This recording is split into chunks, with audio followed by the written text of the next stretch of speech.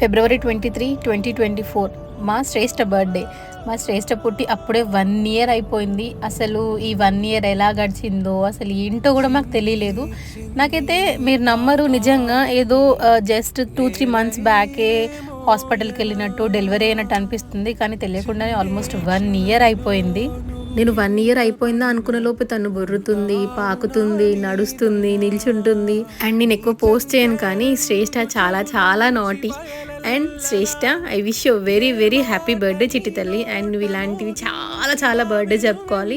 And మీకు మంచి మంచి గిఫ్ట్స్ కొనిస్తా, ఓకేనా? Happy birthday.